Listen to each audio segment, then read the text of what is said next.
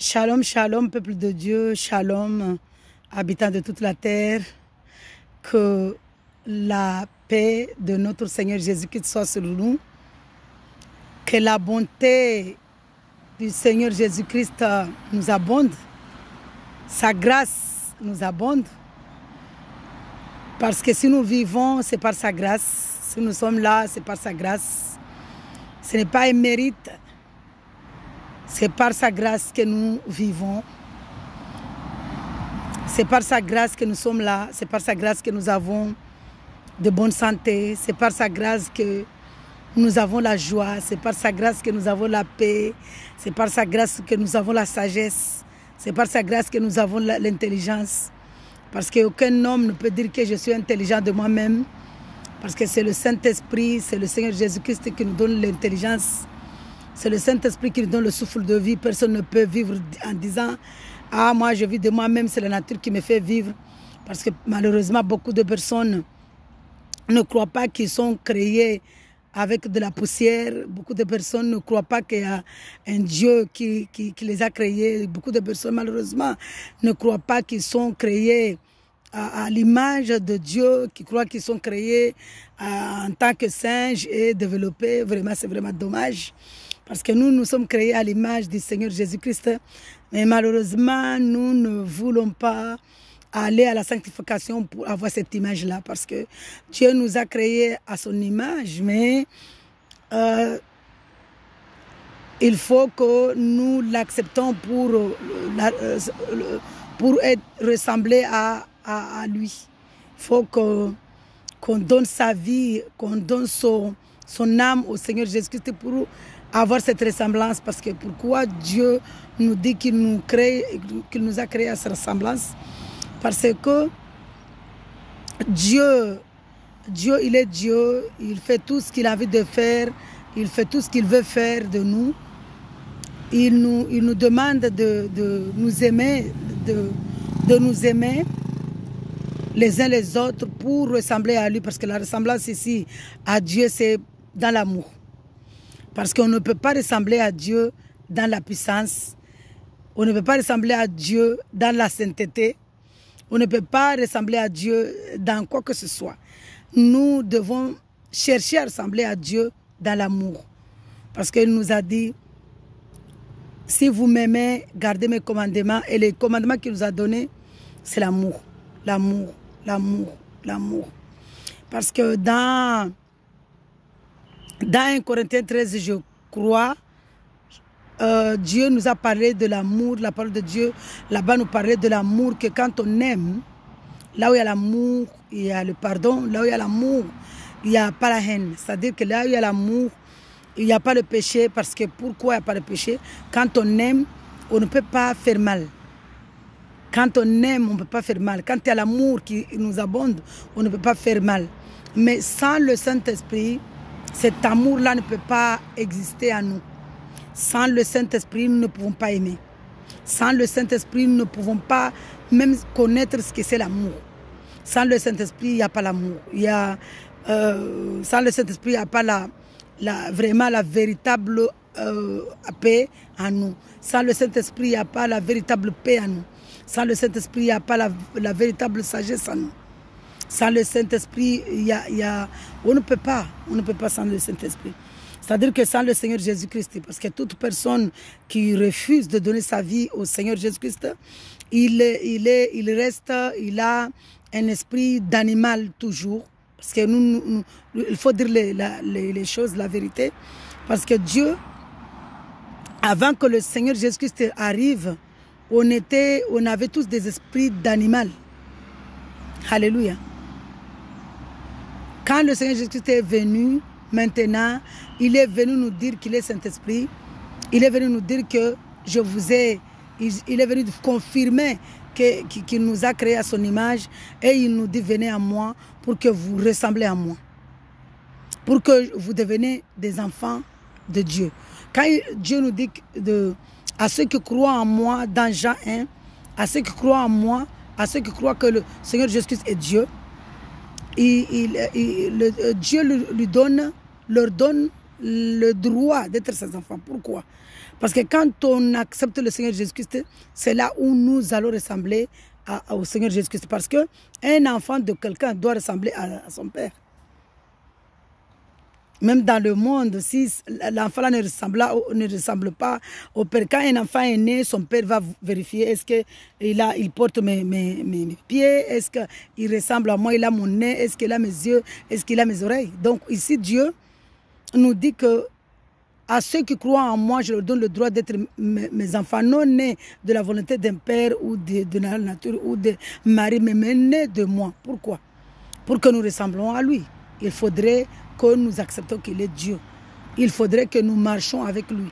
Il faudrait que nous cherchions la sanctification pour ressembler à notre Père. Parce qu'un enfant qui ne ressemble pas à son Père, le Père la refuse. Ne, c'est pas mon enfant. Il ne me ressemble pas. Il n'a rien de moi. On ne cherchait jamais à regarder, à savoir si l'enfant ressemble à sa mère. Non. La maman, même si son enfant ne ressemble pas à son père, elle est triste. Parce qu'elle est triste parce qu'elle sait que son père ne va pas l'accepter. Donc nous devons chercher à ressembler à notre Père Jésus-Christ. Comment chercher à ressembler à notre Père Jésus-Christ? À notre Père, le Créateur de toutes choses, parce qu'il n'y a qu'un seul Dieu, il y a une seule vérité, et c'est Jésus-Christ. Il y a un seul chemin, il y a une seule vérité, et il y a une seule vie. Et c'est le Seigneur Jésus-Christ. Il est le seul chemin, il est la seule vérité, il est la seule vie éternelle. Alléluia. Cherchons à ressembler à notre Père céleste. Cherchons à ressembler à Dieu dans l'amour. Parce que Dieu nous dit qu'à ceux qui croient en lui, il leur donne le droit d'être ses enfants. Pourquoi? Pour ressembler. Et nous ne pouvons pas ressembler à Dieu par la puissance ou la capacité ou la domination, mais nous devons chercher à ressembler à Dieu dans l'amour. L'amour. L'amour fait tout. L'amour pardonne. L'amour accepte. L'amour, quand on a l'amour, on accepte tout. Quand on a l'amour. C'est-à-dire, quand on a l'amour, quel que soit le degré de la méchanceté de ton prochain, tu pardonnes. Et l'amour ici, c'est dans l'amour là où il y a l'humilité. C'est dans l'amour où il y a la paix. C'est dans l'amour où il y a la sagesse. C'est dans l'amour où il y a la joie. C'est dans l'amour où il y a...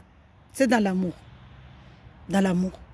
C'est dans l'amour où il y a même la foi en Dieu. Parce que quand on n'a pas l'amour en Dieu, quand tu n'aimes pas Dieu, quand tu ne hais Dieu, est-ce que tu vas avoir la foi en lui? C'est dans l'amour où il y a la foi. L'amour à Dieu, l'amour à son prochain, l'amour à Dieu. Les deux commandements, là, vraiment, si on pouvait connaître la bonté, la puissance de ces deux commandements, le premier commandement qui est d'aimer Dieu de toute notre âme, de tout notre esprit et de tout notre cœur, et d'aimer son prochain comme soi-même.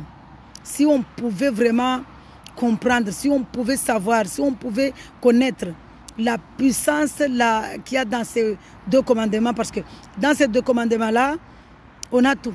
Dans ces deux commandements, si on arrive à respecter ces deux commandements, déjà je vous ai fait une vidéo, je vous ai dit que quand on arrive à respecter ces deux commandements, on respecte automatiquement les 10 commandements. Quand on arrive à respecter ces deux commandements-là, on a la vie éternelle. Quand on arrive à respecter ces deux commandements-là, on a le royaume de Dieu. Quand on arrive à respecter ces deux commandements-là, on va au paradis, on va à la nouvelle Jérusalem céleste. Quand on arrive à respecter ces deux commandements-là, notre vie est écrite dans le livre de vie de notre Seigneur Jésus-Christ. Cherchons à respecter les deux commandements que Dieu nous a donnés dans Matthieu 22 à partir du verset 37 à 40. Aime ton Dieu de tout ton cœur, de toute ton âme, de tout ton esprit et aime ton prochain comme toi-même. Parce que aime Dieu de tout ton esprit, de toute ton âme, de tout ton cœur, de toute ton âme, de toute ta pensée. c'est le plus grand commandement. Le plus grand commandement. Il n'y a pas d'autre plus grand commandement que ce commandement-là. Et aimer son prochain, c'est le commandement qui ressemble au commandement d'aimer Dieu. Pourquoi? Parce que nous devons toujours chercher à ressembler à notre Père Céleste. Nous devons toujours chercher à ressembler à notre Père Céleste. C'est vraiment dommage, on voit des gens malheureusement qui cherchent la paix. La paix est dans l'amour de Dieu et dans l'amour de son prochain. C'est là où il y a la paix. C'est facile quand on a le Seigneur Jésus-Christ. On n'a pas besoin de faire d'efforts. On n'a pas besoin de prier. Dieu, fais-moi ceci, fais-moi cela. Non, on n'a pas besoin. Quand on a le Saint-Esprit, on n'a pas besoin. Quand on a le Saint-Esprit, on va maintenant... Parce que le Saint-Esprit, on ne peut pas avoir le Saint-Esprit si on n'aime pas Dieu. Il faut d'abord accepter le Seigneur Jésus-Christ pour avoir le Saint-Esprit. Parce que le Saint-Esprit, lui, il va poser dans ton esprit.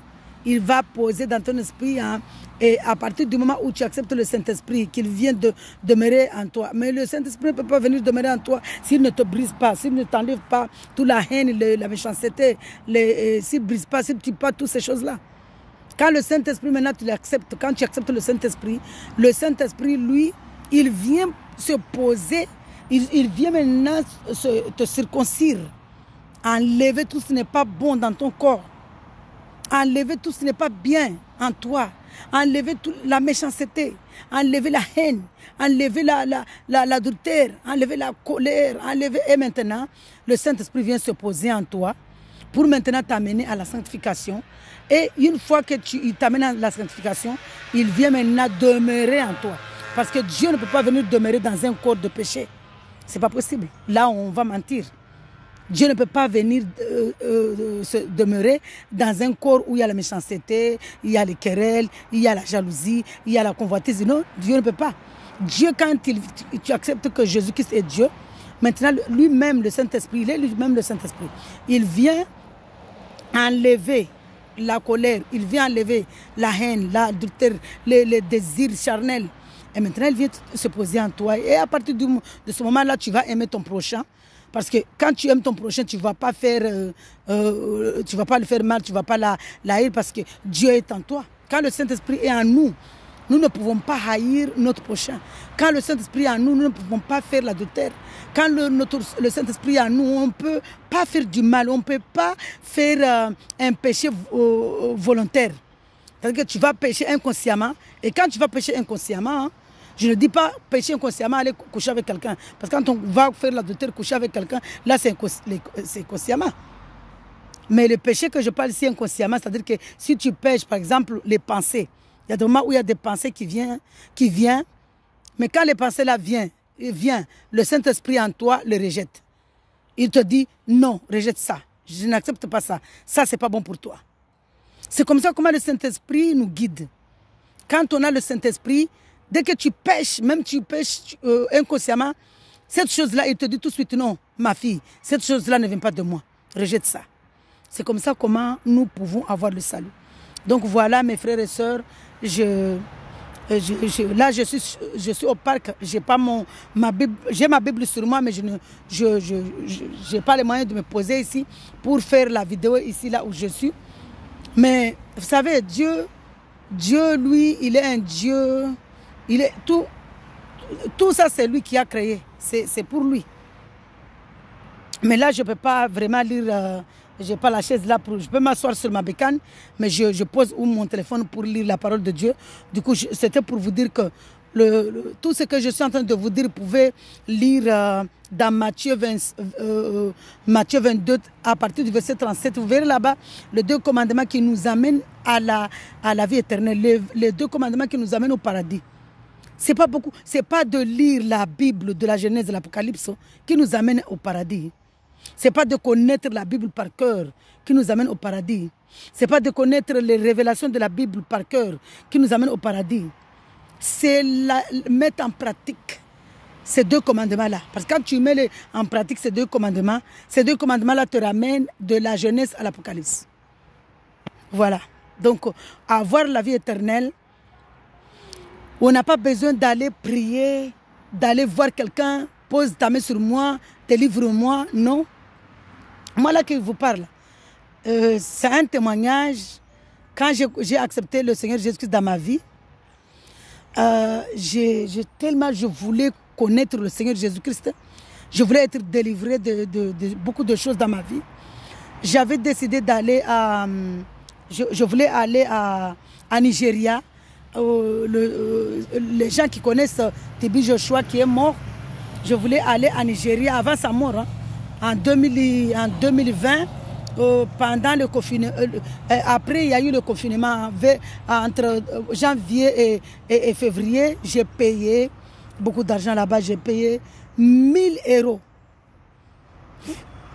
pour pouvoir aller à Nigeria. Et c'était même pas, c'était des gens qui me arnaquaient là-bas, qui me arnaquaient parce que Dieu n'est pas il n'est pas à Nigeria. Mais je ne connaissais pas que Dieu lui-même, quand je l'accepte, quand le Saint-Esprit en moi, lui-même va me délivrer de toutes choses. Mais je n'avais pas la patience.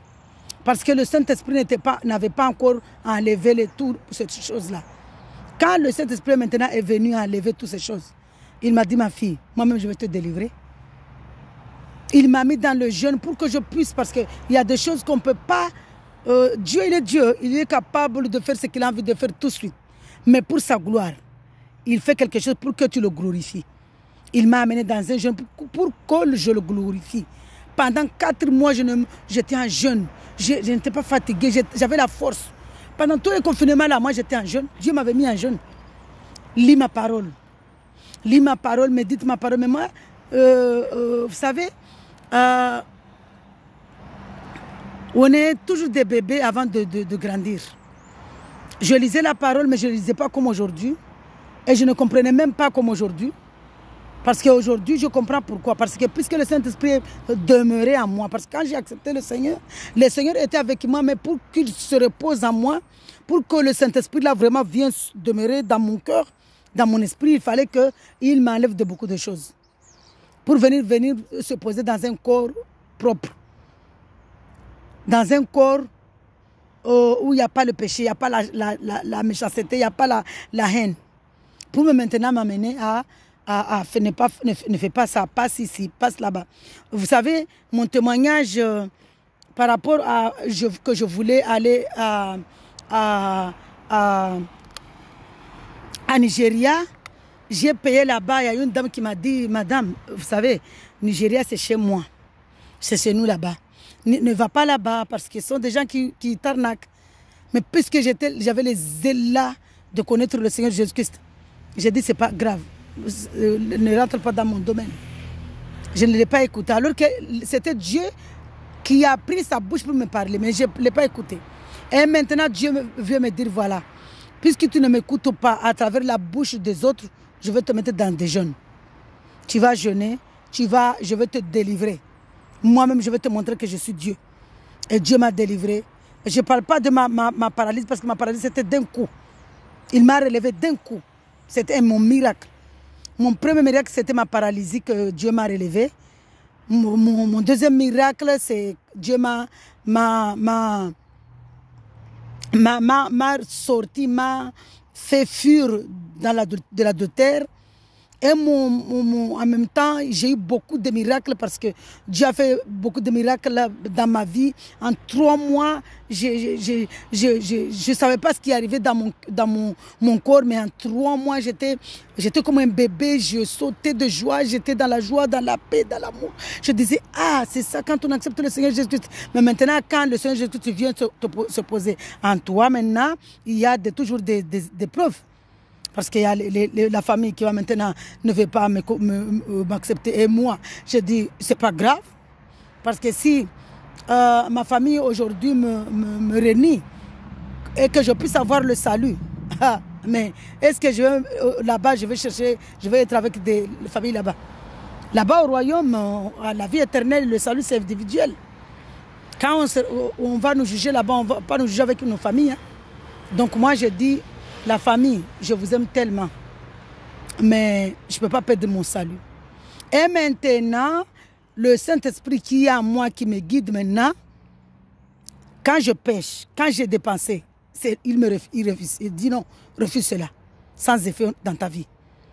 Et maintenant, elle me dit, ma fille, passe ici, passe par là-bas, par-ci, passe par... Fais ça, fais ça. Mais l'argent là que je donnais là-bas, je retourne à mon témoignage de payer de l'argent là pour aller à Nigeria. On allait me tuer là-bas. Dieu n'a pas permis. Parce que Dieu avait un projet pour moi. Dieu a un projet pour moi. Dieu a voulu que je vienne maintenant parler de lui dans les 4 coins de la terre, dans les 4 îles de Comores. Quand Dieu a un projet pour quelqu'un, il faut pas croire. Hein? Parce que moi, on allait me tuer à Nigeria. Si Dieu ne pouvait pas permettre cela parce qu'il fallait qu'il vienne maintenant prendre ma bouche. Il me dit, parle de moi dans les 4 îles, en votre langue. C'est Dieu qui a nos projets. Et je sais, je crois, j'ai la foi que Dieu a un autre projet pour lui. Il a un autre projet, il m'utilise pour beaucoup de choses. Je crois, j'ai la foi que Dieu va m'utiliser pour Mayotte. Que je sois le Joseph de Mayotte.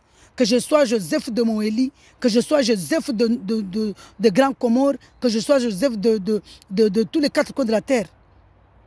Dans juin. Quand je dis ici tout le temps je vous dis ici le mot je ici, je parle de l'église du Seigneur Jésus-Christ.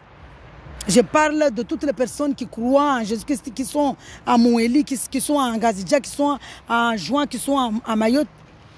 Et que Dieu, à travers ma bouche là, à travers nos bouches, à travers les bouches la bouche de son église, à travers la bouche de son temple, il va régner à Mayotte. À travers la bouche de son église, il va régner. Quand je parle de l'église ici, je ne parle pas de l'église bâtiment, hein, là où on va adorer les chapelets là-bas, où on va boire de l'alcool. Ah non, non, je parle du Saint-Esprit, église qui sommes, nous sommes l'église de Dieu. Je vous parle de l'église quand nous sommes, même moi là, tout seul, je suis l'église de Dieu. Parce que nous sommes en train d'adorer Dieu en esprit. Et pendant que moi là, je suis en train de faire l'œuvre. C'est pourquoi souvent je dis ici le nous ici. Pendant que je suis en train de faire l'œuvre du Seigneur Jésus-Christ, il y a d'autres frères et sœurs qui sont en train de faire l'œuvre du Seigneur Jésus-Christ en esprit. Donc nous sommes en esprit. Nous sommes les membres du corps du Seigneur Jésus-Christ. Nous sommes en esprit. Nous sommes en esprit. Nous ne sommes pas comme ça. Nous sommes en esprit. Alléluia. Donc, vraiment que Dieu nous ramène à connaître cette diamant-là. Le diamant, je vous dis le secret du diamant dans la Bible, c'est les 2 commandements de Matthieu 22. C'est la richesse qu'il y a. La richesse, cette richesse-là, ces 2 commandements-là, c'est la richesse. Ces 2 commandements-là, c'est la richesse. On est milliardaire quand on arrive à respecter ces 2 commandements-là. On est millionnaire parce que quand je vous dis ici millionnaire, je ne parle pas de l'argent mondain. Hein. Je parle de la gloire du Seigneur Jésus-Christ. Quand on a ces 2 commandements-là, Dieu nous comble de gloire. Quand je dis que Dieu nous comble de gloire, je ne parle pas de l'argent parce que nous ne cherchons pas l'argent. Un enfant de Dieu ne cherche pas l'argent, ne cherche pas la richesse mondaine. Un vrai enfant de Dieu cherche la richesse au royaume. On ne dit pas qu'ici on veut vivre sans argent, hein, mais Dieu fait d'ici. Quand on a ces 2 commandements-là, du monde même jusqu'au royaume, on est riche. Alléluia. Vraiment chercher à connaître ces 2 commandements-là, à les respecter, à les mettre en pratique. Quand on met ces 2 commandements-là en pratique, on est milliardaire. Moi, je suis milliardaire. Je vous dis que si Dieu voulait me donner des millions de l'argent mondain ici, il allait me donner, mais moi, je ne veux pas. Et lui, il ne le fera pas parce qu'il sait que s'il me donne cet argent-là, avec mon nez là, comme ça, là, je vais mettre des lunettes, je ne sais pas, que mon nez ne peut même pas les supporter. Je vais avoir l'orgueil, je vais acheter une voiture décapotable, je ne sais pas comment. Je vais acheter une voiture que je veux que le monde là maintenant me voit faire l'orgueil et tout. C'est pourquoi Dieu ne permet pas de me donner, de me faire milliardaire. Mais moi je sais, dans mon cœur, je sais que je suis milliardaire. Dans la parole de Dieu, je sais que je crois que je suis milliardaire même au royaume. Mais Dieu nous a dit ici de ne pas s'élever. Il a dit que celui qui s'élève, il sera petit. Et celui qui se prend petit sera grand au royaume. C'est-à-dire que celui nous ne pouvons pas, on ne doit pas s'élever. Mais moi, je ne peux pas non plus, je ne peux pas, Dieu ne nous dit pas de ne pas dire qu'on va au royaume. Non, il nous dit de ne pas dire que moi, je vais au royaume, mais vous allez en enfer. C'est ça que Dieu ne veut pas. Dieu veut que nous prions pour les autres qui sont restés dans le monde. Que si tu vois un prochain qui est dans la perdition, dans le péché, tu ne dois pas dire, ah, moi, heureusement que Jésus est avec moi, je suis comme ça, non. Ça ne vient pas de Dieu. Dieu veut que quand on voit un prochain qui est dans l'adultère ou qui est dans le péché, qu'on prie pour lui. Qu'on lui parle de la bonne nouvelle. C'est ça ici, habiller quelqu'un qui est nu. C'est ça ici, donner à manger à quelqu'un. Que Dieu parle dans Matthieu 25, verset 31. Quand Dieu parle ici de quand j'étais nu, tu m'as habillé. Quand j'étais malade, tu m'as visité. Quand j'étais prisonnier, tu m'as visité. Quand j'avais soif, tu m'as donné à boire. Quand tu m'as donné à boire. Quand j'avais faim, tu m'as donné à manger. Tout ça, quand Dieu parle de ça dans Matthieu 25, verset 31, Dieu nous parle de quand on voit son prochain tomber. Au lieu de la calmonier, de dire, ah, moi, j'ai Jésus là, je suis tranquille, je vais aller au royaume, toi, tu vas aller en enfer. Non. Tu vas prier pour ton prochain, tu vas lui parler du Seigneur Jésus-Christ. Et quand on lui parle du Seigneur Jésus-Christ, là, on a donné à ce prochain-là de la nourriture. On a donné à ce prochain-là de l'eau. Parce que l'eau là que Dieu parle ici, la nourriture que Dieu parle ici, la visite que Dieu parle ici, c'est son évangile. Évangéliser la bonne nouvelle. Évangéliser le nom du Seigneur Jésus-Christ. C'est ça que Dieu parle ici. Alléluia. Dieu est grand, Dieu est merveilleux, Dieu est amour. Vraiment que le Seigneur Jésus-Christ touche, attire les gens qui sont restés dans le monde, dans les ténèbres, à connaître, à ressembler à lui, à connaître leur Père, à connaître... Parce que quand on n'a pas le Seigneur Jésus-Christ, on est orphelin. Quand on n'a pas le Seigneur Jésus-Christ, on est étranger. Quand Dieu parle de... Quand on n'a pas le Seigneur Jésus-Christ, on est veuve. Quand Dieu parle ici de veuve, parce que Dieu, il est notre époux. Comment? Il va faire une cérémonie quand il va enlever les 5 sages vierges. Que Dieu nous fasse grâce qu'il nous compte parmi les 5 sages vierges. Quand on n'a pas le Seigneur Jésus-Christ, on est veuve. Quand on n'a pas le Seigneur Jésus-Christ, on est orphelin. Quand on n'a pas le Seigneur Jésus-Christ, on est étranger. Quand on n'a pas le Seigneur Jésus-Christ, on est dans la prison. On est esclave. Quand on n'a pas le Seigneur Jésus-Christ, on est esclave du mal. Quand on n'a pas le Seigneur Jésus-Christ, on a faim. Quand on n'a pas le Seigneur Jésus-Christ, on a soif. Quand on n'a pas le Seigneur Jésus-Christ, on est dans la pauvreté. Alléluia. Quand on a le Saint-Esprit, maintenant le Saint-Esprit te ramène à être riche. Il t'amène à être riche, à être milliardaire, en mettant en pratique les commandements de Matthieu 22. Il te ramène à la richesse, à être milliardaire. Alléluia.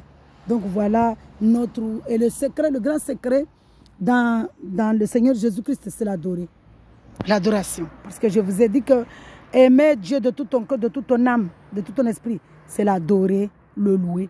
L'adorer, le louer, l'adorer, le louer, l'adorer, le louer, méditer sa parole. Parce que quand on médite, de toute façon, adorer Dieu, on ne peut pas adorer Dieu comme ça sans qu'on n'a pas les paroles de la Bible. Il faut que ton adoration soit prise, que ce soit des versets bibliques. Il faut que l'adoration, là, pour adorer Dieu, tu dois prendre des versets bibliques pour adorer Dieu. Donc moi, pour adorer Dieu, puisque je ne connais pas les versets de la Bible par cœur, quand je loue Dieu, je le loue dans la Bible. Je prends des psaumes comme psaume 145 à 150, je médite ces psaumes, je médite le psaume 135, le psaume 135, 137, 6, Je recherche les psaumes pour glorifier Dieu. Je cherche les cantiques de Moïse dans Exode 15, dans Deutéronome 32, dans le cantique de Anne. Je cherche les cantiques qui sont dans la Bible, dans la parole de Dieu, pour glorifier Dieu, pour adorer Dieu, pour louer Dieu.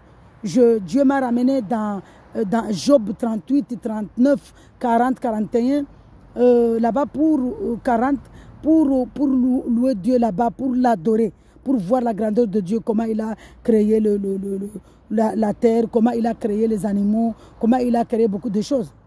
Donc Dieu nous amène, nous savons tous que c'est Dieu qui a créé toutes choses. Mais comment il les a créées? Par sa parole. Mais comment? Avec son intelligence. Mais comment il a utilisé son intelligence? Mais pourquoi Dieu il a besoin de nous dire comment il a créé les choses? Pour que nous maintenant puissions créer quelque chose. Je vous dis que tous les mondes là, les gens là, quand ils créent, ils prennent ce qui est dans la Bible pour créer. Parce que même les plans, ils prennent dans la Bible, dans la parole de Dieu. Même les gens là qui font les films en prenant le dragon là. Parce qu'ils ont vu que Dieu a créé le dragon très fort. Dieu a créé le dragon puissant. Il a créé des animaux puissants, des animaux gros. Et les gens là qui prennent font leur film là-bas, beaucoup font le film en copiant la parole de Dieu dans la Bible. Beaucoup de païens là, les gens là qui cherchent l'argent, beaucoup prennent la parole de Dieu pour faire le film, copient dans la Bible. La guerre, comment ça se passait dans la Bible, comment Dieu lui-même parlait avec David pour aller combattre des gens. Ils prennent, ils copient là-bas pour faire leur film. Je vous dis que tout ce que vous voyez dans ce monde ici-bas, on le copie dans la Bible. Dans la Bible, il y a beaucoup de choses. Dans la Bible, il y a beaucoup de choses. Dans la Bible, il y a beaucoup de choses. Il ne faut pas se tromper. Donc voilà, c'était pour vous dire ici que Matthieu 22, verset 37 à 34, les deux commandements d'aimer Dieu de tout notre corps, de tout notre esprit, de toute notre âme, c'est l'adorer, l'exalter, le chanter, le célébrer et aimer notre prochain comme nous-mêmes. Ces deux commandements, Dieu nous ramène dans la richesse. On est milliardaire parce qu'on a l'amour en nous, on aime maintenant le prochain, automatiquement on l'aime sans force, on cherche quand un enfant de Dieu, quand il voit quelqu'un qui souffre, même s'il voit que la personne là est dans le péché, il va avoir pitié de lui, il va prier pour lui. Il ne va pas dire que ça soit bien fait pour toi, non. Même si c'est ta rivale, même si c'est ta rivale, même si c'est quelqu'un, ton adversaire, même si c'est quelqu'un qui te hait. Mais quand tu le vois dans le mal, tu pries pour la personne. C'est pourquoi Dieu nous dit d'aimer notre prochain comme nous-mêmes. Donc voilà, que ce que tu ne veux pas qu'on te fasse, tu ne fais pas à l'autre. Donc voilà, je vous dis vraiment, shalom, que Dieu soit loué, que Dieu soit dans vos vies, que vous acceptez le Seigneur Jésus-Christ dans vos vies pour avoir cette paix-là, cette richesse-là, pour avoir l'amour, parce que toute personne qui n'a pas le Seigneur Jésus-Christ n'a pas l'amour. L'amour sans le Seigneur Jésus-Christ, c'est de l'hypocrisie, c'est des mensonges, ce n'est pas la vérité.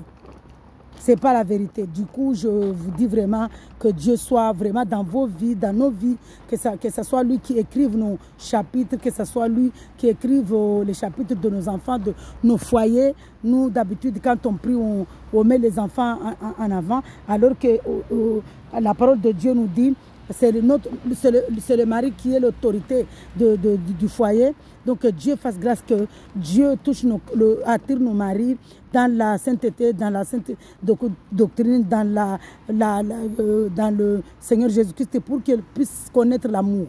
Parce qu'un mari qui connaît Jésus-Christ ne sera jamais comme un mari païen. Ce n'est pas possible. Impossible. Un mari qui a le Saint-Esprit, une épouse qui a le Saint-Esprit, une épouse qui est guidée par le Saint-Esprit, ça c'est la richesse. Là, cette maison-là, ça sera une maison de richesse, de paix, de sagesse, de joie. Un couple qui ont vraiment le Seigneur Jésus-Christ avec la sainteté. Je parle ici du Saint-Esprit parce qu'il y a beaucoup de personnes qui parlent de Jésus mais qui ne connaissent pas, qui ne sont pas dans la sanctification.